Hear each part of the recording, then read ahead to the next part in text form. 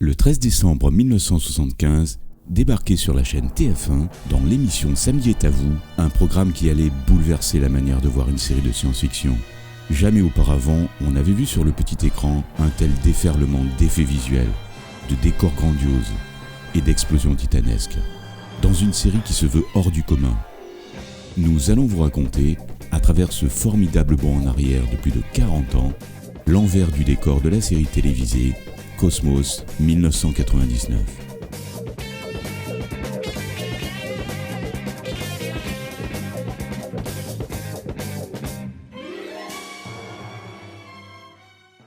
Tout commence en 1969.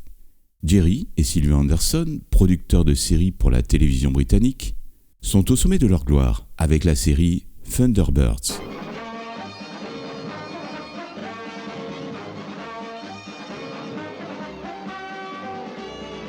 Mais ne voulant pas rester catalogués dans l'univers des marionnettes, ils se lancent dans la production d'un programme intitulé UFO, une série de 26 épisodes tournés cette fois-ci avec de vrais acteurs. Ce programme concerne le Shadow, une organisation secrète qui s'oppose à l'invasion de la Terre par les extraterrestres. En 1973, alors que la première saison d'UFO rencontre un grand succès aux États-Unis, les préparatifs vont bon train pour une seconde saison. Le décorateur Keith Wilson et le département artistique avancent les travaux sur le développement et le look de la saison 2.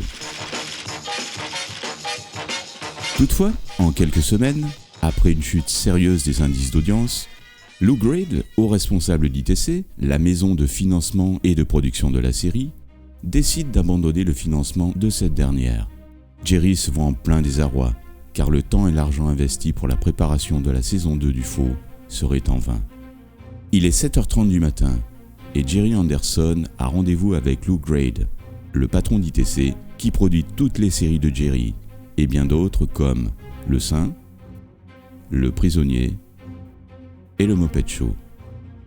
L'entrevue dure pas moins de 10 minutes. On abandonne UFO au profit d'une toute nouvelle série qui, elle, devra se dérouler exclusivement dans l'espace, très loin de la Terre. C'est la condition sine qua non qu'impose Lou Grade à Jerry. Voilà 7 millions de dollars, la plus coûteuse série de science-fiction de l'époque, l'une des plus populaires à travers le monde et sans doute l'une des plus réussies venait de naître. Cosmos 1999. Ed Mandel, président de la filiale distribution d'ITC à New York, demande à Jerry Anderson de reprendre les travaux déjà effectués sur UFO, pour un gain de temps et d'économie.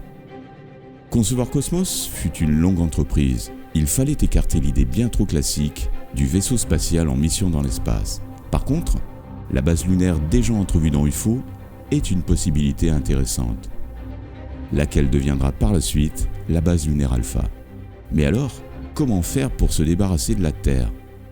Jerry et Sylvia Anderson imaginent alors de la faire exploser et soumettent l'idée à Ed Mandel, peu emballé. Après maintes réflexions, on la fera quitter son orbite pour la faire dériver dans l'espace. À l'époque, la guerre des étoiles n'est pas encore sortie et l'équipe des Anderson est plutôt influencée par le chef-d'œuvre de Stanley Kubrick, 2001, l'Odyssée de l'espace. Jerry Anderson a déjà une solide équipe d'effets spéciaux. Pour cette série, il met à la tête de ce département Brian Johnson, avec qui il travailla sur les Thunderbirds, et qui, dans l'intervalle, avait travaillé sur 2001, l'Odyssée de l'espace. Jerry et Sylvia Anderson doivent choisir une tête d'affiche américaine, pour favoriser la possibilité qu'une des 3 grandes chaînes nationales américaines achète et diffuse la série. Le choix se porte sur Robert Culp, la star des espions, pour incarner le commandant John Koenig de la base lunaire, et Catherine Ross pour le rôle du responsable médical Helena Russell. Mais ITC New York, par la voix de Lou Grade, conseille aux Anderson le couple Martin Landau et Barbara Ben, afin de conquérir plus rapidement le marché américain. Malgré les réticences de Sylvia Anderson, qui les trouve trop rigides, Barbara Ben ne voulait jamais tourner la tête et Martin Landau ne savait pas se déplacer. Martin Landau et Barbara Ben sont des acteurs très en vogue, notamment grâce à la série Mission Impossible, où ils incarnent respectivement les rôles de Rollin Hand et Cinnamon Carter, laquelle les a dressés au rang de stars internationales. Il est 11h30 du matin, Jerry et Sylvia Anderson ont rendez-vous au Beverly Hills Hotel afin de rencontrer Martin et Barbara. Ces derniers habitent à 5 minutes à pied du Beverly Hills Hotel. Mais pour cette circonstance, ils décident d'arriver dans une Rolls-Royce blanche, louée pour l'occasion. Malgré les appréhensions de Sylvia Anderson, le courant passe très vite entre les deux couples. Et Jerry et Sylvia leur montrent le script, ainsi que les dessins préparatoires de la future série Cosmos 1999. Un peu effrayés au départ à l'idée de jouer dans une série de science-fiction, ils acceptent finalement de passer 1 an de leur vie en Angleterre pour tourner les 24 premiers épisodes d'une série qui promettait d'être spectaculaire. Sur les conseils du couple Lando, Jerry se tourne vers un couturier autrichien très en vogue, ami de Barbara Ben et inventeur du monokini, Rudi Gernrich, qui va créer des costumes unisexes. Certains ne seront pas retenus car irréalisables. Seul l'uniforme principal sera utilisé au cours de la saison. Mais le nom du grand couturier est tout de même crédité à l'écran en raison de son grand prestige. Pour les décors, c'est à Keith Wilson que l'on confie le soin de concevoir les intérieurs de la base lunaire Alpha, ainsi que tous les décors de la série. Il va esquisser des dessins préparatoires qui lui serviront de support, ainsi qu'aux différents décorateurs de la série.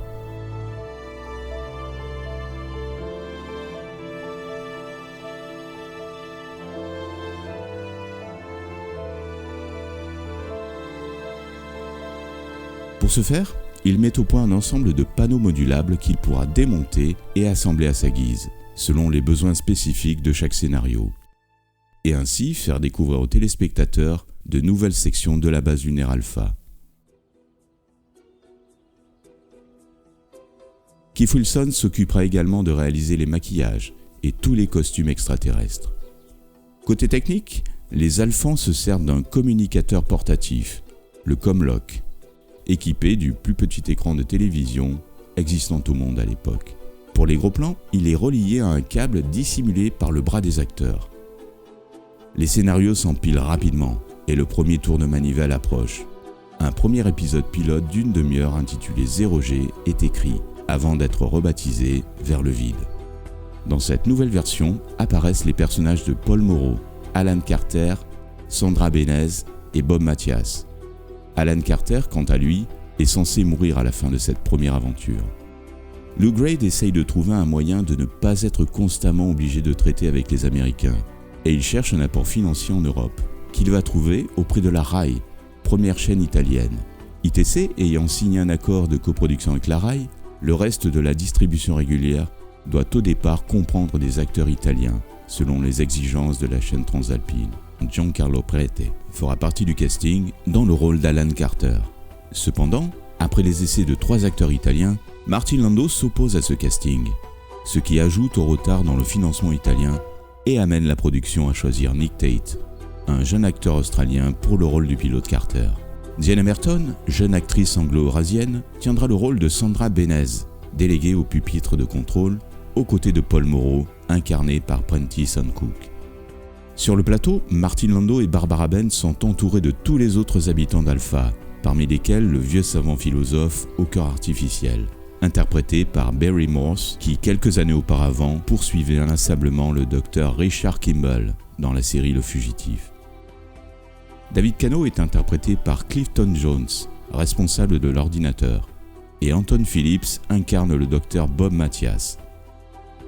La construction en studio des décors intérieurs de la base Alpha commence au studio Hillstree, mais menacée de fermeture par une grève des syndicats, toute la production est transférée au studio Pinewood, et cela en un week-end. Tous les décors sont reconstruits à l'identique.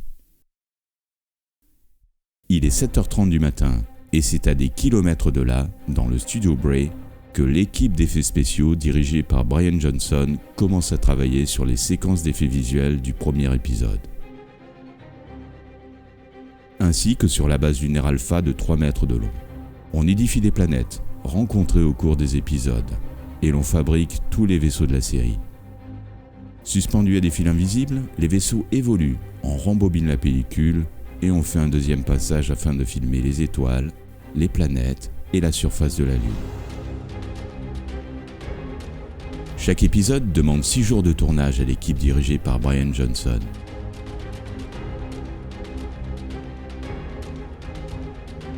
Le tournage du pilote débute le 26 novembre 1973.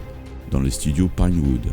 Au moment du tournage, la durée de l'épisode pilote sera étendue à 52 minutes et prendra le titre de Breakaway, à la dérive. Commencent alors les soucis budgétaires. Alors qu'un pilote exige 8 à 11 jours de travail, À la dérive occupe toute l'équipe de production pendant 6 semaines.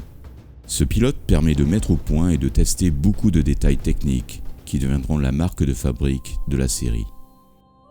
La réalisation est assurée par Lee H. Kazin, metteur en scène américain, auteur de dizaines d'épisodes pour la télévision américaine, avec à son actif les meilleurs épisodes de la série télé Mission Impossible. L'une des difficultés qui ne cesse de gêner le tournage est la taille du poste de commandement.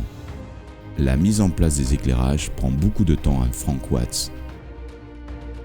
De plus, dans cet énorme décor, occupant à lui tout seul un plateau entier des studios Pinewood, le pas des acteurs résonne fortement, ce qui oblige à l'emploi de tapis mousse pour atténuer le bruit.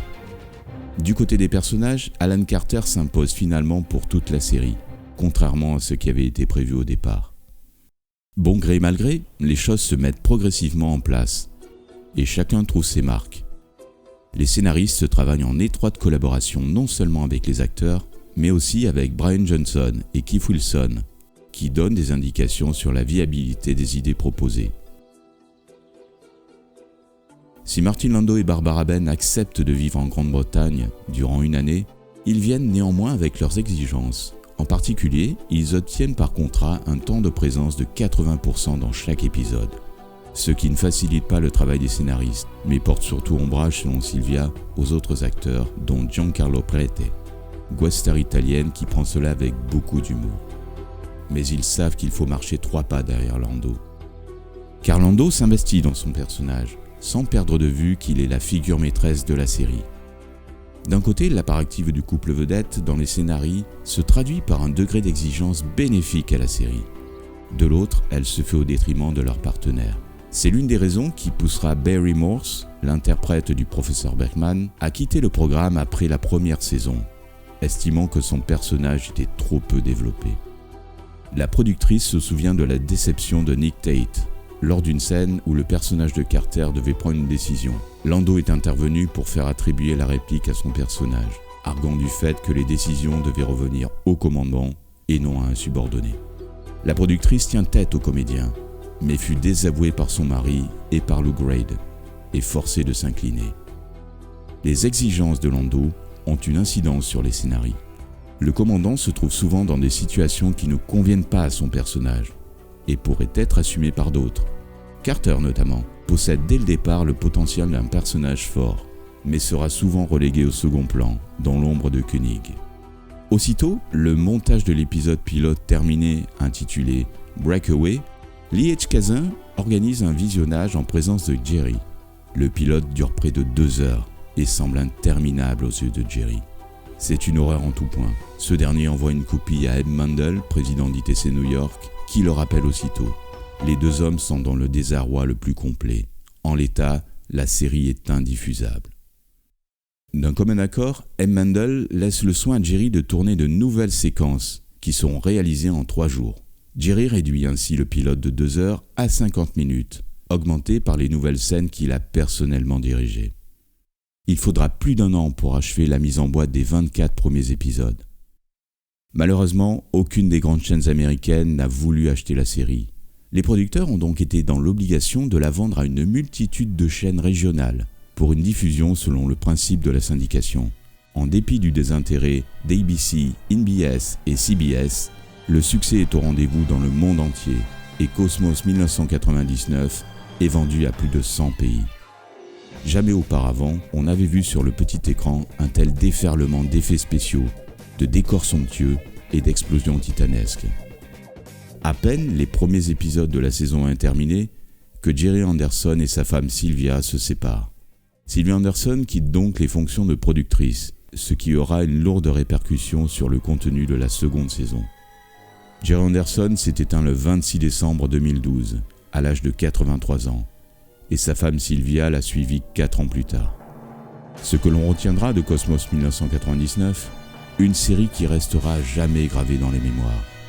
Une série hors du commun, avec des acteurs venus des 4 coins du monde, qui à elle toute seule a su aborder dans une alchimie parfaite d'effets spéciaux, d'ambiance et de maestria, des thèmes sur la condition humaine et la recherche de soi, mieux qu'aucune autre série ne l'avait jamais faite auparavant. Un homme et une femme qui se sont battus, relevant le navire à chaque fois qu'il était nécessaire, sans jamais le quitter. Un homme et une femme de conviction que sont Jerry et Sylvia Anderson.